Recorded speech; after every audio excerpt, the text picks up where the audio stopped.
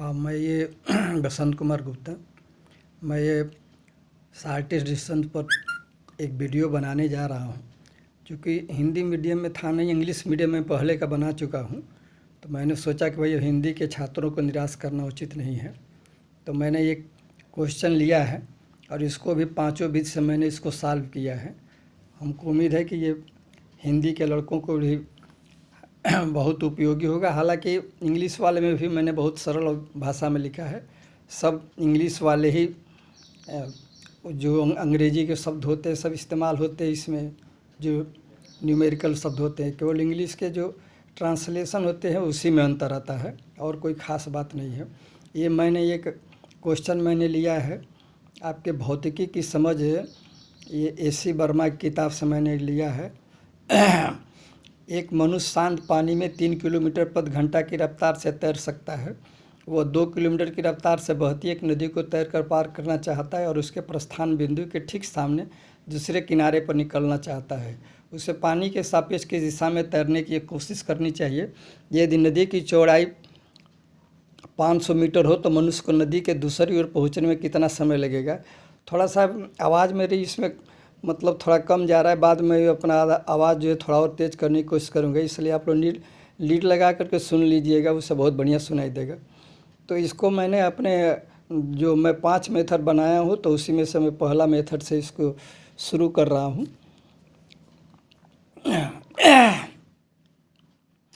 तो मैं इसमें पहले मदर मेथड से ही मैं इसको शुरू करता हूँ। इसमें दिया हुआ है कि VMR यानी मनुष्य का जो है रिवर में दिया हुआ है सापेक्ष जो है 3 किलोमीटर प्रति घंटा के हिसाब से है। VR नदी की चाल दिया हुआ है और चूँकि प्रस्थान बिंदु के ठीक सामने उनको जाना है, डायरेक्टली अपोजिट। तो इसका मतलब ये हुआ कि हमारा जो वास्तविक वेलोसिटी है V वो ठीक जो है नदी के इस छोर से उस पार उस घाट पर हमको पहुंचना है। यानी पहुंचने के बाद हमारा कोई भटकाव नहीं होगा, ड्रिफ्ट नहीं होगा, यानी जीरो हो जाएगी ड्रिफ्ट इस केस में। तो केस 1 में हमेशा ड्रिफ्ट आप लोग जानते ही जीरो के बराबर होता है। और चूँकि नदी अपने वास्तविक वेलोसिटी से दक्षिण से उत्तर की तरफ उस पार नाव से उतर जाता है, आदमी चाहे तैर कर चला जाता है, तो जो हम परंपरागत रूप से जो अल्फ़ा कोण इसका लेते हो 90 डिग्री के बराबर हो जाएगा। और इसमें जो है हम थोड़ा सा इसको डिराइव किए हैं, जैसे कि VMG बराबर होता है जो ग्राउंड के सापेक्ष आदमी का जो वास्तविक वेलोसिटी है वो VMR प्लस VR। अब इसमें जो है VM की वेक्टर वैल्यू रख दिए हैं और उसके बाद इसमें जो है उसका VMR की वेक्टर वैल्यू रखती है। VR तो केवल एक्स एक्सिस पर है, तो दोनों तरफ रख करके उसके बाद IJ के जो कोफिशिएंट है, गुणांक है, उसको हमने बराबर कर दिया है। तो हमारा पुराना वाला ये फार्मूला याद हो गया, आ जाता है इससे। इसमें मैं एक चीज़ और, अगर कोई क्वेश्चन में अगर नहीं दिया हुआ है कहीं से कुछ, तो मैं हमेशा जो है नदी को पश्चिम से पूर्व दिशा में जो है बहता हुआ मानकर चलता हूँ और उसी पर मैं अपना उसी के अलॉन्ग एक एक्सिस को मैं ले लेता हूँ और उत्तर दिशा में Y एक्सिस ले लेता हूँ। ये प्रायः इसी पर जो है हमारा ये फार्मूला चलता रहता है। तो अगर कुछ और दिया रहेगा तो उसको उसके अनुसार किया जाएगा, लेकिन प्रायः लगभग 95% सवालों में जो इसी टाइप से दिया रहता है कि हमारी नदी जो है पश्चिम से पूर्व दिशा में बहती है। जैसा कि सब लोग जानते भी है कि गंगा नदी पश्चिम से पूर्व दिशा में ही बहती है, जा कर के गंगा सागर मिल जाती है। हरिद्वार, प्रयागराज, बनारस, पटना होते हुए गंगा सागर में मिल जाती है। तो एक हमारी परंपरा भी रही है।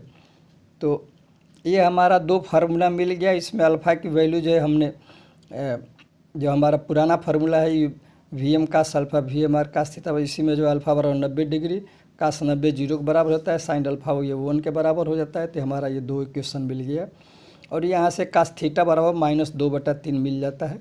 और इसको जब हम सॉल्व करते हैं तो हमारा 90 प्लस साइन इनवर्स 2/3 थीटा के। चूँकि अब यहाँ एक चीज़ मैं बता दे रहा हूँ कि चूँकि इतना दूरी तो 90 डिग्री का हो गया, तो जो हमारा साइन इनवर्स 2/3 बचा ये फाई का हो गया। और इससे भी देखेंगे तो फाई जो होगा यहाँ से इतना बटा इतना, यानी ये इधर वेलोसिटी जो है VR की 2 है, इधर MR रखा है, तो इसलिए अपना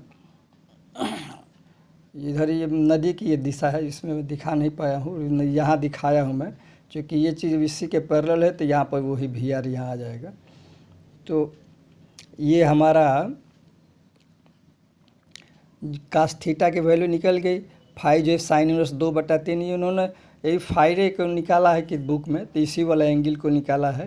तो यानी इसके लंबवत से जो है ना साइन इनवर्स 2/3 के ऊपर जाता है। 2/3.67 के बराबर होता है, और साइन 1/2 की वैल्यू जो 30 डिग्री होती है वो 0.5 के बराबर होती है, यानी 30 डिग्री से ज़्यादा ही होगा। फाई की वैल्यू जो है 30 डिग्री से ज़्यादा होगा। तो ये हमारा हो गया। अगर हम नदी के बहाव की दिशा जोड़ेंगे तो 90 डिग्री और इसमें जोड़ देंगे तो 90 प्लस साइन इनवर्स 2/3 प्लस यानी 9 और 3 बार यानी 120 डिग्री से ज़्यादा होगा ये यहाँ से, ये नदी के बहाव के यानी पूर्व दिशा से। तो ये हमारा पहला था। ये क्वेश्चन पूछ रहा है कि सापेक्ष किस दिशा में तैरने की कोशिश करनी चाहिए, तो उससे पानी के सापेक्ष पूछ रहा है। तो पानी का मतलब नदी के सापेक्ष हुआ ना, तो नदी के सापेक्ष जो है 90 प्लस साइन इनवर्स 2/3 ही इसका उत्तर होगा। यही उत्तर जो है क्वेश्चन के अनुसार सही उत्तर यही है, जो 120 डिग्री से भी ज़्यादा होगा, क्योंकि साइन इनवर्स हाफ जो है 30 तो वैसे हो जाता है, उससे ज़्यादा इसकी वैल्यू है तो और उससे ज़्यादा हो जाएगा। अब बी में पूछ रहा है कि उसके चौड़ाई में जाने में कितना समय लगेगा। तो हम देख ही रहे हैं कि चौड़ाई ये बी है। अब इसी पर जो हम किस वेलोसिटी से जा रहे हैं, तो वी एम यानी अपने वास्तविक वेलोसिटी से जा रहे हैं। तो हम जानते ही हैं कि वेलोसिटी बराबर होता है डिस्टेंस, अब टाइम बराबर हो जाएगा डिस्टेंस अपन वेलोसिटी। तो डिस्टेंस हमारा हो गया ये बी, चौड़ाई इसकी, और इस पर वेलोसिटी वी एम है।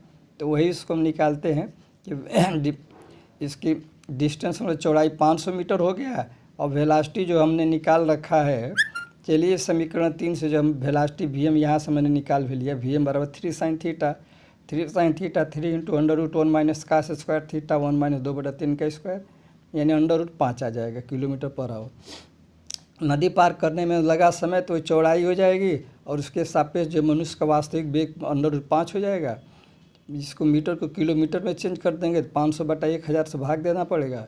√5 से ऊपर नीचे गुणा कर देंगे तो √5/2/10 यानी √5/10 आवर्स हो जाएगा। लेकिन जब इसको हम मिनट्स में बदलेंगे तो फिर क्या, 1 आवर में 60 मिनट होता है, तो 60 से गुणा कर देंगे 10 × 60 यानी अब 6√5 हो जाएगा। तो मिनट में 6√5 के बराबर होगा। अच्छा, ज़मीन के सापेक्ष एक दिशा में विस्थापन ये ड्रिफ्ट जो होता है भटकाव हमेशा 0 के बराबर होता है। कारण ये कि हम इस पार से उस पार सीधे चले जाते हैं तो भटकाव होता नहीं, यानी इधर उधर ना हमारी भटक करके नहीं जाती है। तो ये जो हमारा भटकाव जो होता है ड्रिफ्ट होता है, इस केस में केस नंबर 1 में हमेशा 0 के बराबर होता है, ऑलवेज 0 के बराबर। जिसमें आँख मूंद के समझ लिए कि 0 के बराबर होता है। और जो हमारा ठीक जो हमारी वास्तविक चाल होती है, आदमी की चाल कह लिए चाहे नाव की चाल, हमेशा जो एकदम परपेंडिकुलर इसके होती है, ठीक अपोजिट होती है। तो ये हमारा एक पहला मेथड हो गया। दूसरा मेथड जो है हमने फादर साइन फार्मूला लिया है, वही साइन फार्मूला अप्लाई कर दिया है। हमारा जनरल फार्मूला है, चाहे उससे भी निकाल सकते हैं जो हमारा। तो इसमें अल्फ़ा बराबर होता है 90 डिग्री के, ये थीटा माइनस अल्फ़ा, तो theta minus 90 degree fever sine theta, ये हो जाएगा 3/1 साइन 90 बराबर 1 हो गया। 2 माइनस कास थीटा, कास 90 माइनस थीटा बराबर कास थीटा, और ये थीटा माइनस 90 इसको जब उसको उलट देंगे थीटा माइनस 90 माइनस थीटा तो माइनस हो जाता है, तो माइनस कास थीटा ये हो गया। v/साइन थीटा, ये प्रथम दो संबंध को एक साथ लेने पर, इसको एक साथ लेने पर ये जो हमारा बनता है कास एक, ये कास जो माइनस कास थीटा को कास 1 से माइनस थीटा लिख दिया, 2/3 नीचे आ जाएगा। ये फिर इसको हम जब करेंगे तो वही हमारा आता है फाई बराबर साइन इनवर्स, ये आ जाता है, उतना ही आ जाता है। अब पहले और तीसरे को यानी 3 और वी वाले के एक साथ लेने पर हमारे यहाँ से वी की वैल्यू निकल जाती है कास थीटा को, ठीक वैसे ही हुआ है। यानी ये भी फार्मूला जो है काफ़ी मतलब अच्छा है, इसको याद कर लीजिएगा, जनरल फार्मूला है। इसका डेरिवेशन हम अन्य भी वीडियो में दिया, इसी में ही दिया हुआ हूँ। बहरहाल अब इसको बराबर में देता भी रहूँगा। नदी पार करने में लगा समय, नदी की चौड़ाई बटा मनुष्य का वास्तविक रफ्तार जो है फिर वही इतना हो जाएगा। तीसरा है सन वेक्टर मेथड। सन वेक्टर मेथड खरी तो भी नहीं, अभी हम ये रिजल्टेंट वेक्टर मेथड से मैं कर रहा हूँ। जैसा कि हम लोग जानते ही है कि रिजल्टेंट वेक्टर में वैसे भी अगर ये दो वेक्टर का रिजल्टेंट निकालना होता है तो r बराबर होता है p² + √q² + 2pq का अल्फ़ा होता है। तो वी बराबर यहाँ से क्या हो जाएगा, इसका स्क्वायर धन दोनों के गुणनफल का दूना का कास थीटा, जहाँ थीटा जो दोनों के बीच का ये एंगल होता है, VBR और VR के बीच का एंगल। tan अल्फा बराबर VBR साइन थीटा बराबर VR बटा कास थीटा। तो ये हमारा जो है, यहाँ से हम अल्फ़ा तो 90 डिग्री दिया ही हुआ है, ये 90 डिग्री पर इन्फिनिटी हो जाए तो इन्फिनिटी में 1/0 हो गया, तो 1/0 का मतलब कि 0 से इसमें गुणा कर देगा 0 हो जाएगा, 1 से इसमें गुणा कर देगा इतना बराबर 0। तो यहाँ से भी आता है कास थीटा और -2/3, फिर इसको सॉल्व कर लेते हैं तो फाई बराबर इतना आता है। अब भी जो है यहाँ से हम निकाल लेते हैं, इतने का स्क्वायर उसका कास 90 और कास थीटा बराबर आ ही गया है -2/3, तो -2/3 यहाँ से रख लेते हैं, तो फिर √5 के बराबर। नदी को पार करने में समय लगा उसे वैसे ही निकाल लेते जैसे पहले की बात निकाले हैं। इसमें मैंने एक चीज़ और किया है कि ये जो सन वेक्टर मेथड है इसको भी मैंने इसमें हल करके बता दिया है। तो इसमें इस विधि के अंतर्गत जो है हम जो एक्स एक्सिस जो लेते हैं, ये हमेशा जो है व्यक्ति का जो वास्तविक वेग VV है उसी पर ही हम रखते हैं। तो वास्तविक वेग इसमें क्या VV इस पर है, तो एक्स एक्सिस यहाँ पर रख लेते हैं यानी उत्तर दिशा में, और पश्चिम दिशा में +y एक्सिस रख लेते हैं। बस इसमें यही थोड़ा सा ध्यान देना है कि उत्तर दिशा में एक्स एक्सिस और पश्चिम दिशा में y एक्सिस। फिर इसमें इसकी वेक्टर वैल्यू सब्स्टिट्यूट करते हैं। VV तो केवल एक्स एक्सिस के लांग केवल I से गुणा हो जाएगा, VR जो है दोनों में जाएगा, तो I वाला भी VBR का बीटा ये हो जाएगा, बीटा इसको मान लिया, क्योंकि रिजल्टेंट में इसको बीटा माना ही जाता है इसलिए मैंने भी मान लिया। हालांकि इसको फाई भी माना जाता है, कोई अपने मानने के ऊपर है, सवाल सही होना चाहिए। VBR साइन बीटा ये हो जाएगा इधर वाला है, Y वाले में तो J हो जाएगा, इसके वेक्टर वैल्यू इतना हो गया। VR तो इधर है तो ये -J के बराबर हो जाएगा, क्योंकि ये +y के उल्टा दिशा में है ना, +y हमने पश्चिम लिया है तो ये पूर्व दिशा हो गया, ये उत्तर दिशा है। दोनों तरफ IJ के गुणांकों को जो बराबर कर दिया हूँ तो VB बराबर इतना आ गया है। वैल्यू सब्स्टिट्यूट कर दिए हैं, यहाँ वैल्यू सब्स्टिट्यूट करने पर जो है 0 बराबर VB बराबर 3 cos फाई और ये 3 sin फाई, वही बीटा बराबर फाई ले लिए हैं। तो 3 sin फाई बराबर 2/2, sin फाई बराबर 2/5 sin 2/3 यहाँ से डायरेक्ट निकल करके आ जाता है। और V बराबर 3 sin फाई इसको 100 करके 105 किलोमीटर। नदी को पार करने में समय फिर वही सही लगा, यहाँ बल्कि 60 से मैंने गुणा करके मिनट में भी निकाल लिया, 6√5 मिनट्स हो गया। इस केस नंबर 1 में यानी यदि मनुष्य अपनी वास्तविक वेग एक्चुअल वेलोसिटी से सीधे नदी को पार करता है तो ड्रिफ्ट भटकाव नहीं होगा, यानी ड्रिफ्ट जो 0 तो हमेशा याद रखना है इसको। बाकी तो ये तो मैंने एक बढ़िया मैंने अपनी तरफ से जो समझ में लिख दिया है। कष्ट एक अभ्यास है, परेशानी अपने आप में एक पुरुषार्थ है, विपरीत परिस्थितियाँ विकास का मार्ग है, जो इनसे गुजरते हुए अपनी मनोभूमि